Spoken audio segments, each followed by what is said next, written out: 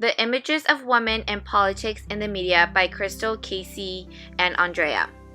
Female candidates have been receiving unfair, objectifying, and outright sexist backlash for as long as they have historically campaigned for public and elected office in our nation. Although we have made dramatic strides towards equal representation for men and women in the world of politics, we still have a long way to go before a woman can campaign without being targeted for her sex, physical appearance, and expected gender roles. In the 2008 presidential campaign, Americans witnessed Hillary Clinton and Sarah Palin tremendously disrespected and picked apart, deemed in a sexist manner. Interesting enough, both women were criticized in very contrasting ways. Hillary mocked for outfits and appearance deemed unflattering, and Sarah overly sexualized and objectified for an appearance labeled as attractive and alluring. The media reduced Hillary Clinton to the female stereotype of the ball buster, while in Sarah Palin's case they had practically given her the image of a porn star. This overt display of female misrepresentation and sexism completely undermined women as politicians and oftentimes ignored their policies and beliefs. According to Washburn's book, Media Coverage of Women in Politics, an observed pattern of 5 characteristics of news media on the campaigns of female politicians. First, female candidates receive less attention than their female counterparts. Secondly, the media tends to print trivial subjects such as physical appearance, lifestyle, and family rather than their political positions. Third, women receive more negative coverage claiming their lack of experience. Fourth, topics discussed in the media such as abortion, education, gender equality are usually referred to as a woman's issue. In contrast, topics commonly brought up when discussing male politicians and candidates involve the economy, national security, and military affairs. Lastly, questions will be raised about the true influence a female candidate would have if she were actually elected. According to Eric Falk, the author of Women for President, Media Bias in 8 Campaigns, has found that these patterns have spanned across 3 centuries and there were almost no indications of change over time.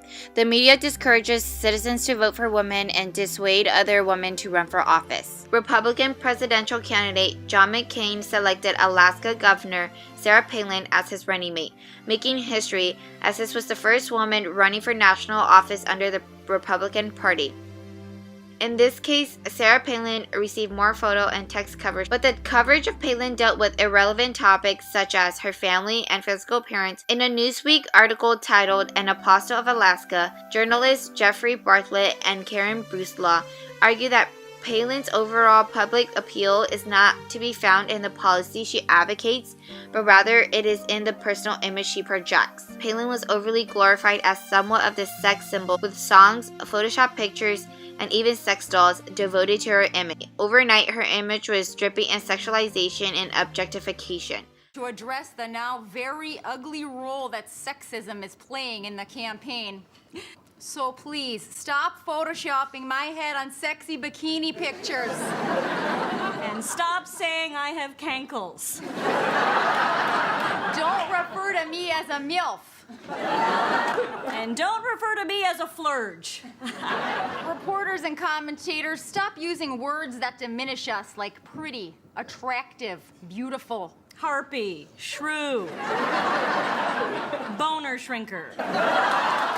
Hundreds of Photoshop images of Palin made their way around the internet, as well as costumes labeled as Sexy Sarah Palin being sold online. This double standard we as a society hold for female politicians portray how easy it is for the media to pornify a woman running for elected office, shifting the focus of her proposed policies or qualification. During Hillary Clinton's 2008 campaign, the media drastically ripped apart her appearance, marriage, and personality, causing Americans to be greatly uninformed of Hillary's policies and only further perpetuated the unfortunate reality: misrepresentation of women in politics and media. The famous photo from the weekend of Hillary looking so haggard and looking like 92 years old. If that's the face of experience, I think it's going to scare away a lot of those independent voters who are on the fence. A study done by Shoreston Center on the Press, Politics, and Public Policy found that in 2008, Senator Clinton received the most media coverage, with coverage making up 17% of all political stories, but 84% of that media coverage was negative. Director of the Annenberg Public Policy Center, Kathleen Hogg Jamieson, observed that the amount of misogyny surrounding Hillary Clinton, with viral videos of broadcaster Glenn Beck labeling Clinton as a bitch, while anti-Hillary Facebook groups had names such as "Life's a Bitch, Why Vote for One?" Media outlets even compared and contrast Hillary Clinton and Sarah Palin due to their status as women, both running in the 2008 election. A New York Times article described them as female associated clothing by saying Ms. Palin is skirts, Ms. Clinton is pantsuits, continuing the media's pattern and practice of characterizing political women based upon their wardrobe rather than relevant topics. When Barack Obama speaks, men hear, "Take off for the future." And when Hillary Clinton speaks, men hear, "Take out the garbage." Until our society as a whole changes to accommodate proper and appropriate representation of women in politics, there will continue to be demeaning and belittling difficulties female politicians face in the media. The stereotypical gender role women are expected to fulfill has diminished those like Hillary Clinton and Sarah Palin in a negative manner and constantly questioning their credibility as candidates.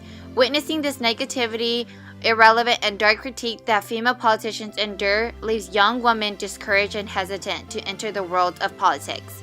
This domino effect of mistreatment and underrepresentation of female politicians in the media will continue until we as a society take the necessary steps to make improvements and create change. This double standard yet again proves that women are confronted with much more obstacles than men and only further perpetuates this representation of women in politics in the media.